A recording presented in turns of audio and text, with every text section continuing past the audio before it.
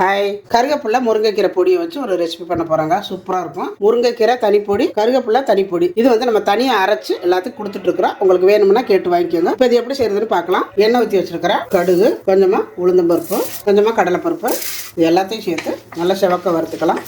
கருவேப்பிலை போட்டு நல்லா செவக்க விட்டுருங்க. அதுக்கப்புறம் பச்சை மிளகாய், அப்புறம் வெங்காயம் எல்லாத்தையும் சேர்த்து நல்லா இந்த மாதிரி வதக்கிடுங்க. இதெல்லாம் ஓரளவு வதங்கினதும் 1 கப்பு வெள்ளை ரவை எடுத்துருக்கு. இப்போ இதையும் சேர்த்துக்கலாம். இப்போ இதுக்கு தேவையான அளவு உப்பு போட்டுக்கோங்க. ரொம்ப வதங்க வேண்டாம், ஓரளவுக்கு இந்த மாதிரி வதங்கினா போதும். இப்போ இந்த பக்கம் சுடுதண்ணி வச்சிருக்கிறேன். இதை எடுத்து ஊற்றிக்கலாம்.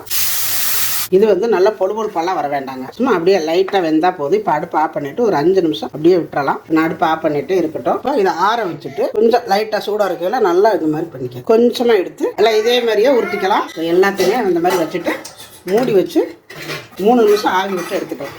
இது வந்து ஒரு 3 நிமிஷம் வெந்தால் போதும். வெந்துருச்சு. இப்போ நம்ம எடுத்துக்கலாம். இதே வந்து நம்ம அப்படியே எடுத்து ஒரு 2 நிமிஷம் அப்படியே வெளியில் வச்சிடலாம். இருக்கட்டும். இங்கே ஒரு ஃபேன் அடுப்பில் வச்சுருக்கிறேன். கொஞ்சமாக எண்ணெய் விட்டுக்கோங்க. இப்போ எண்ணெய் காஞ்சது, கொஞ்சமாக கடலை பருப்பு, கடுகு வெடிச்சது, கருவேப்பிலை. நல்லா கருவேப்பிலை தவிர்த்தோன்னா அடுப்பு குறைச்சிருக்கா. லைட்டு சூடாக தான் இருக்கணும். கருவேப்பிலை பொடி இதில் 1 ஸ்பூன் போட்டுக்கோங்க. ரொம்ப நல்லதுங்க கருவேப்பிலை. முருங்கைக்கீரை பொடி சாப்பிடாத குழந்தைங்களுக்கு இந்த மாதிரி செஞ்சு கொடுங்க. இது வந்து முருங்கைக்கீரை பொடி. இதில் 1 ஸ்பூனு, கொஞ்சமாக மஞ்சத்தூள், இதுக்கு தகுந்த அளவு சால்ட்டு சேர்த்துக்கோங்க.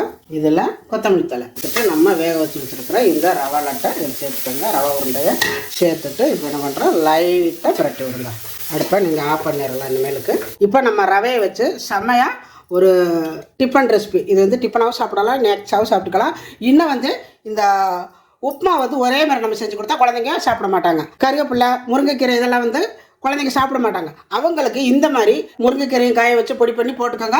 அப்படி இல்லைன்னா நம்மக்கிட்ட வந்து எல்லா பொடியும் நம்மக்கிட்ட இருக்குது. முருங்கைக்கீரை இட்லி பொடி இருக்குது, கருவேப்பிலை இட்லி பொடி, பிரண்டை இட்லி பொடி, அதே மாதிரி பிரண்டை தனிப்பொடி இருக்குது, முருங்கைக்கீரை தனிப்பொடி இருக்குது, கருவேப்பிலை தனிப்பொடி இருக்குது. இதெல்லாம் நம்மக்கிட்ட வந்து இன்னும் நிறைய ஐட்டம் நம்மக்கிட்ட பொடி ஐட்டம் இருக்குது. உங்களுக்கு வேணும்னா கீழே தெரிகிற இந்த நம்பருக்கு மெசேஜ் பண்ணியோ கால் பண்ணியோ கேட்டு வாங்கிக்கோங்க. சூப்பராக இருக்கும். நல்லா வந்து ஹெல்த்தியாகவும் இருக்கும்.